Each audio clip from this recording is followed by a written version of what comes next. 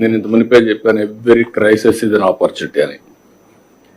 వచ్చిన 6 నెలల నుంచి ఎక్కడికక్కడ ఏ విధంగా పోవాలనో అటు డిప్యూటీ సీఎం కానీ, నేను కానీ, మంత్రులు కానీ అందరం వర్కౌట్ చేస్తున్నాం. ఇటీవల ఐటీ మినిస్టర్ అమెరికాకి వెళ్ళడం, ఓసారి మనం ప్రయత్నాలు చేస్తే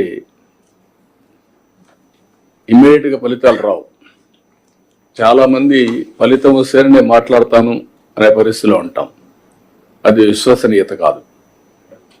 ఎప్పుడు కూడా విశ్వసనీయత రావాలంటే నెట్వర్కింగ్, ఫ్యూచర్ని విజువలైజ్ చేయడం, దాని ప్రకారం పనిచేస్తూ ఉంటే వస్తుంది.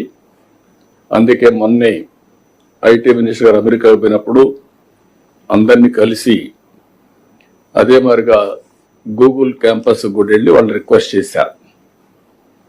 దాని ఫలితం ఈరోజు గూగుల్ కంపెనీ విశాఖపట్నం